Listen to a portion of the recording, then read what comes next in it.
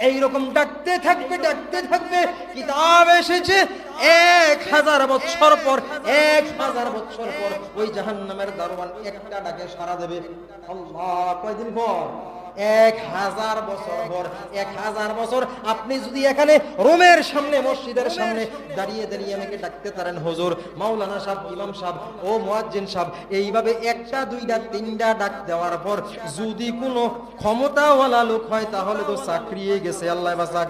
আর যদি সাধারণ লোক হয় 3বার 4বার যদি ডাক দেন, তারপরে আপনি বিরক্ত হয়ে যাবেন, আবার ক্ষিপ্ত হয়ে যাবেন, হবেন কিনা?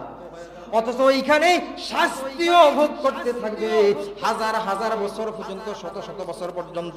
আল্লাহ তাআলাকে একবার ডাকবে, একবার ফেরেশতা মালিককে ডাকবে, দারওয়ানকে ডাকতে শুরু করবে, বলবে আমাকে বাঁচাইতে বলো, আল্লাহকে বলো আমাকে মৃত্যু দান করতে।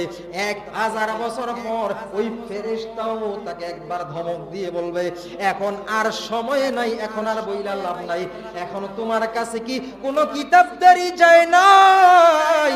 তোমার কাছে কি কোনো এইরকম কিতাব পড়নেওয়ালা যায় নাই, যারা কিতাব পড়ে আঙ্গুল দিয়ে আয়াতগুলো দেখাইতো আর এই আয়াতের তরজমাগুলো, আয়াতের অর্থগুলো তোমাদের কাছে বলে দিত? এইরকম কেউ যায় নাই? তিরস্কার করবে, ধমক দিয়ে তিরস্কার করবে, লজ্জা দেবে, লাঞ্ছনা করবে, বলে একটাও কি লোক যায় নাই যে কোরআন পড়ে তোমাদেরকে শোনাইছে? তাহলে জাহান্নামে আসলে কেন? এইরকম ধমক দেবে। এখন যদি বক্তা সাহেব, ইমাম সাহেব, আলেম সাহেব যদি একটা অন্যায় কাজ দেখলে আপনাকে ধমক দেয়, তার 12টা বাজানোর জন্য মনের মধ্যে বিষাক্ত হয়ে যায়, কোন সময় আমার ধমকটা দিলে কোন সময় ইমাম সাহেবের 12টা বাজাই। একটা ধমক দিলে এই অবস্থা। আর ওখানে আফসোস, ওইখানে খবর থাকবে না। এই কথাগুলো না শোনার কারণে অনেক সময় উলামায়ে কেরাম, আলেমগণ আপনাদেরকে ধমক দেয়, এটা করেন না কেন, এটা করছেন কেন, এটা নিষেধ আল্লাহ তাআলার, কেন করছেন?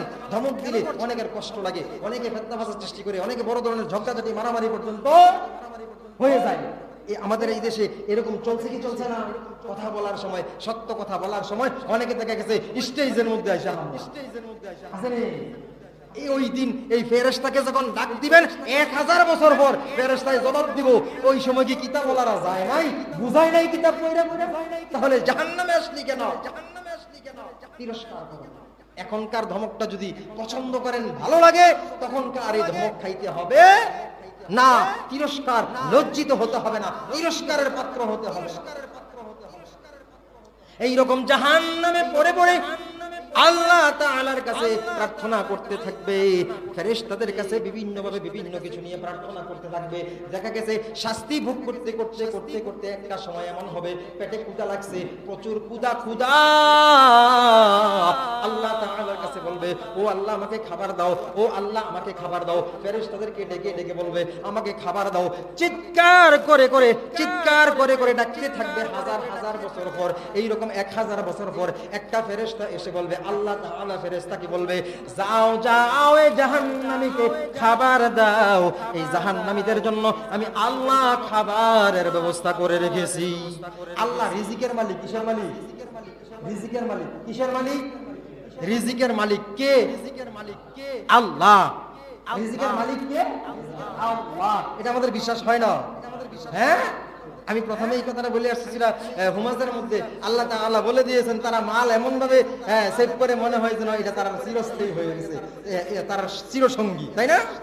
এখানে আল্লাহ তাআলা এই যে রিজিক দেবে, দুজখীদের রিজিক কি, দুজখীদের, জাহান্নামীদের, শাস্তিপ্রাপ্তদের রিজিক কি?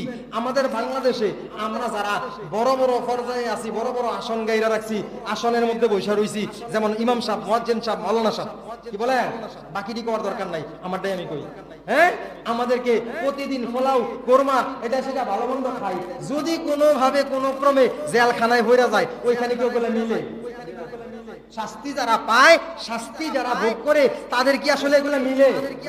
কি বলেন? তাদের ওখানে বেশিরভাগ, আমি জীবনে যাই নাই কোনোদিন, আমার কোনো আপনজনও যায় নাই, যেইটুকু মানুষের কাছে শুনি আর কি, বেশিরভাগ নাকি গায়, নরমাল তরিতরকারি থাকে। আচ্ছা, যাই হোক, ওগুলা এমন খাবার আমরা সচরাচর একজন রিক্সা চালকেও যেই রকম খাবারগুলো খায় দুনিয়ার মধ্যে, ভালো মোটামুটি সবাই তৌফিক অনুসারে ভালো খাবার খাওয়ার চেষ্টা করে, ওখানে তো আর ভালো খাবার খাওয়ানোর চেষ্টা করা হয় না। কি বলেন?